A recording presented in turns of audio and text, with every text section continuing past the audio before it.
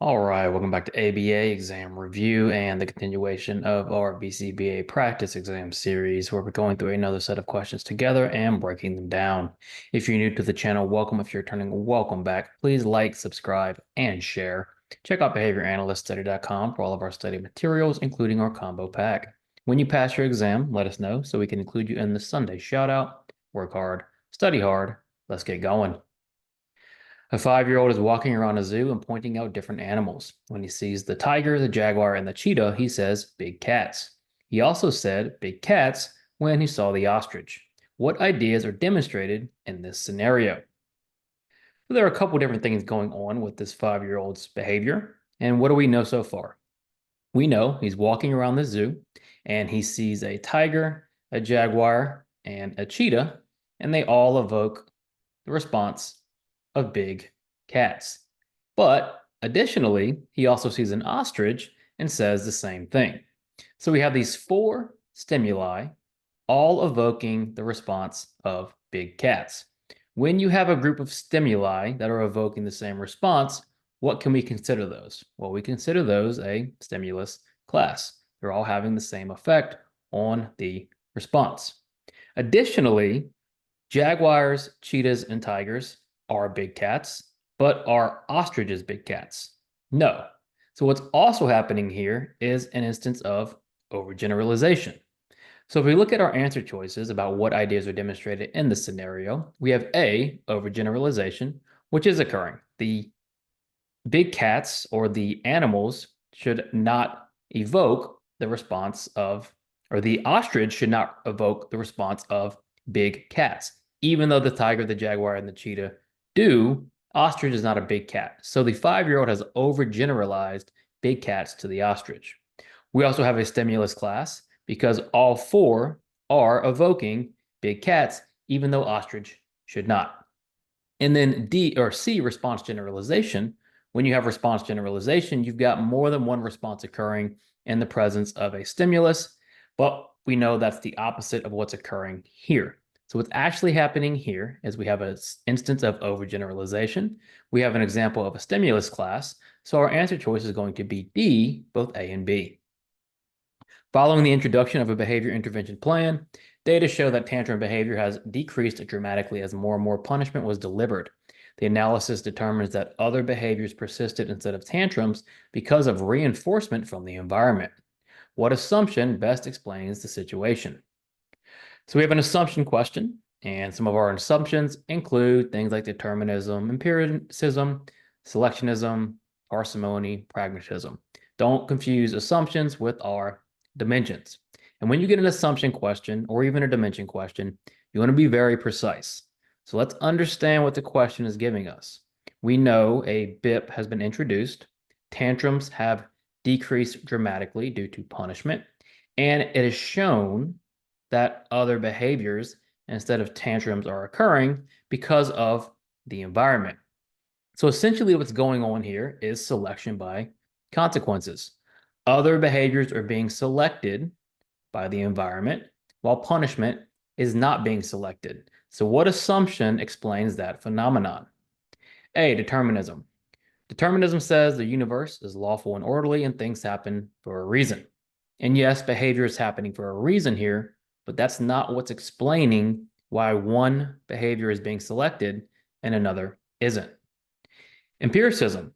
Empiricism is all about observing the behavior and using empirical observation and data to make a decision. We're not necessarily making a decision here. We are using an analysis, but what the focus is the idea of other behaviors persisting instead of tantrums because of the environment. And so what we're looking at here is selection by consequences or selectionism. Parsimony is using the simplest explanation first. We're not choosing between a simple or a unsimple or complicated explanation, so parsimony is out. You can see how assumption questions and our dimension questions can be challenging, even though the ideas are not that challenging. You have to be very precise about what the question is giving you and what the question wants to ask about. In this case, the question is asking about selection by consequences, which has to do with selectionism. An Italian grandma is showing her new daughter-in-law how to make her special tomato sauce. The grandma tells the daughter that after she adds the garlic, that she needs to add the next ingredients in 30 seconds or less, or the garlic will burn. What is demonstrated in this scenario? So immediately, if you've been studying a long time, this might jump out to you as a chaining question. And you'll find as you get better at the exam, as you do more questions, you'll start to pick up on those things very quickly. So immediately it looks like a chaining question. Why? Well, we have a grandma demonstrating how to make a sauce. And then she tells her after you add the garlic, we add the next ingredients. So it's all the classic signs of a chaining question. Now, the detail that's most important is the next step has to happen in 30 seconds or less. So when we have a chain, a task chain, or we've conducted a task analysis and we're task chaining, and we put a time limit on when the next step needs to be performed, what do we call that? A, forward chaining. So she might be using forward chaining. It's a little unclear, but that's not what the question is really focused on, because forward chaining doesn't describe this 30 seconds or less. Neither does backwards chaining. Backwards chaining does not describe what is meant by the 30 seconds or less, where the adding the next ingredient behavior has to happen or the garlic will burn. What's demonstrated is a limited hold. When we put a limited hold in a task chain, we are putting a set time where the next step in the chain has to happen or the chain doesn't work. And then D, an interruption strategy, a behavior chain interruption strategy, has us interrupting the chain on purpose to evoke new behavior. We're not interrupting the chain here. We're just putting a hold or a limited hold on when the next ingredient needs to be added. And if it isn't met, then the chain fails. Lauren counts to 3 and then sends her son to timeout when he does not comply with her directions at home. This reduces his noncompliance. Today, Lauren started to count to 3 in Target, and her son's refusal to comply stopped immediately. Counting is considered a what? First things first, what is happening to the son's behavior? We always want to ask ourselves, how is the behavior changing? Well, the son's refusal is stopping, right? It stops. And so that behavior is being either punished or put in extinction. And since Lauren is, as a consequence, adding something to the environment, it must be punishment. And what type of punishment? Positive. So we've established it's positive punishment. Lauren is starting to count. That's the positive part. We're adding the counting, which is functioning as some sort of punishment because the behavior is stopping. Now, how did counting come to gain punishing properties? Well, at home, Lauren counts to 3 and then sends the son to timeout. So over time, and it's reducing his noncompliance, over time, counting to 3 has done what? It's paired with going to timeout, where now Lauren doesn't even have to send her son to timeout, and it still has punishing properties. So counting is considered what? A, an unconditioned punisher. Well, counting was not a punisher prior to being paired with the timeout, as far as we know. So if anything, it's going to be conditioned. If we look at B, automatic punisher, this is not a sense or a case of automatic punishment, given it's a socially mediated punishment. The mom or Lauren is distributing the punishment to the son. It must be conditioned. Counting was paired with sending son to timeout. Now, counting has punishing properties. And then D, a negative punisher. Be careful. We're not talking about timeout here. We're talking about counting to 3, which is being added as a consequence, making it positive. So the only correct answer here is counting is considered a conditioned punisher. Which of the following is not true about an evocative effect? Very straightforward question to end it. An evocative effect is associated with motivating operations, typically establishing operations. Evocative effects temporarily evoke behavior. That's it, right? So if we look at A, an evocative effect increases the likelihood of future behavior. Motivating operations, like evocative effects and abative effects, are focused on current behavior. So A is not true. And this is the key here, not true. What about B? Because we read all of our answer choices. An evocative effect increases the likelihood of current behavior. That is true. When we talk about evocative effects and abative effects, we're talking current behavior. C, an evocative effect is typically associated with an establishing operation. That's also true. An establishing operation increases the value of a consequence, which typically leads to an evocative effect. And then D, an evocative effect is an antecedent to a response. That is also true. MOs are antecedents. So what is not true here? That is an evocative effect increases the likelihood of future behavior. Edward has been running around the playground on a cold winter day and then sits down next to a heater in the classroom and stays there for a long time. Edward's sitting behavior increases whenever they are cold and the heater is available. What type of reinforcer is influencing the child's behavior? Okay, we just had a very similar question about punishment. And what you'll find is, as far as the task list goes, you're going to have probably more questions on the exam than what you know about the task list. And so if you get similar questions on the exam, don't overthink it. Just trust your prep, pick the best answer, and move on. So right now, what are we thinking? Well, we have Edward on a cold winter day, goes to the heater in the classroom and stays there for a long time. Now, why would Edward, after running around on the playground, go and sit down next to the heater? Well, it's likely the heater was giving off heat. Okay, so now Edward's sitting behavior increases whenever they are cold and the heater is available. What type of reinforcer is influencing the child's behavior? Why is Edward continuing to sit next to this heater when cold?